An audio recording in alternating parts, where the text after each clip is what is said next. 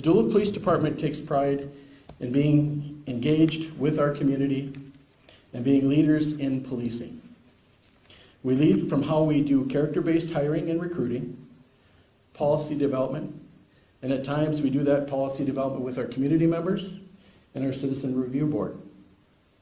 And also by providing realistic scenario-based training to best replicate and prepare our officers for the dynamic and difficult police responses they will encounter. At DPD, we believe the community is our strength. Our relationships form partnerships. These partnerships create safer communities that allow each of us to enjoy a greater quality of life.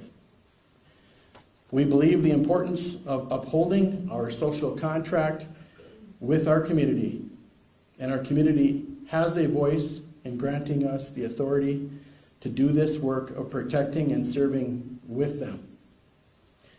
After the tragic death of George Floyd, our community requested we audit our policies and assure them that we are aligned with the best practices in the policing industry.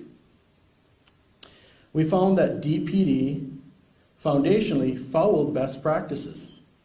However, we recognize the opportunity to add and clarify policy language which will provide greater clarity and direction to our officers about expectations and foster better community understanding.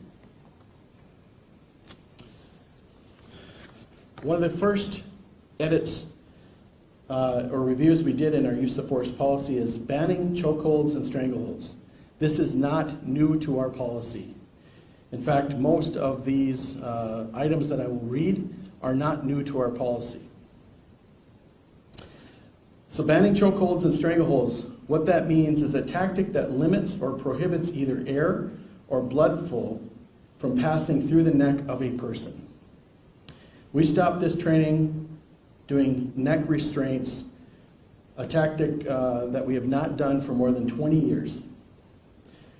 Chokeholds and strangleholds are not approved use of force at DPD and are considered deadly force. Requiring de-escalation. De-escalation, communication is the #1 tool that our officers use when they're out in the field.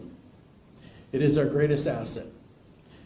We know the critical importance of using de-escalation, crisis intervention, verbal defense, and influence trainings that can effectively and dramatically change outcomes in generating voluntary compliance.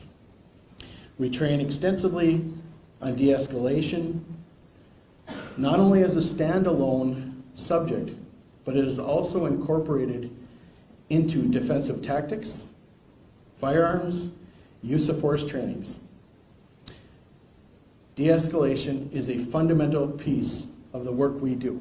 We are very proud of our organization, and we feel that we're trending in the right direction. Not just because we follow best practices, but I appreciated that the mayor talked about character-based hiring as a foundational piece of who we are. Again, we can train people to be a police officer to a greater or lesser extent, but we cannot train character, and that is the foundation of what we hire. The authority of any police department comes from the people in the community, and to show that that's important here, we build policies and practices with our community, and that has proved to be very, very, very beneficial to this organization.